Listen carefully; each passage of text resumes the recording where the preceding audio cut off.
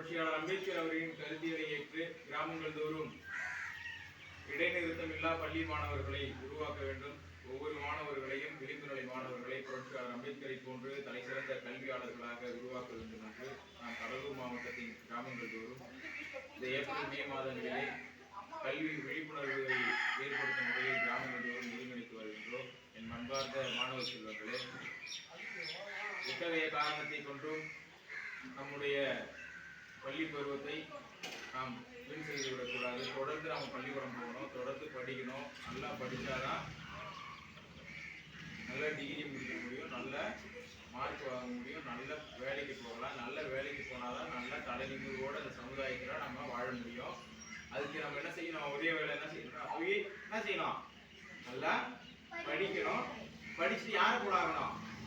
அம்பேத்கரை போல நல்ல ஒரு தலை சிறந்த ஒரு கல்வியாளராக உருவாக்கணும். அப்படின்னா நம்ம என்ன பண்ணணும் அப்படின்னா, அப்பா அம்மா சொல்றதை கேட்கக்கூடாது. அப்பா அம்மா ஸ்கூல் போக வேணாம்னு சொன்னாலும் கூட நம்ம என்ன பண்ணணும்? ஸ்கூல் போகணும், படிக்கணும்.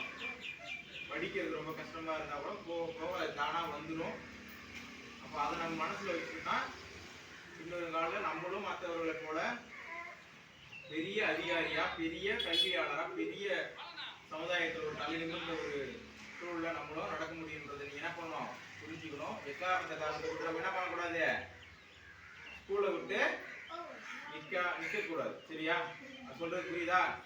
நல்லா படிப்பீங்களா? எப்படி படிப்பீங்க?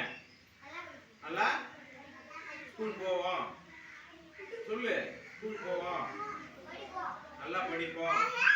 ஸ்கூல் போகமான்னு சொல்ல மாட்டோம்னா அடம் பிடிக்க மாட்டோம். அப்படி என்ன பண்ணுவோம்? இருந்துக்கணும்.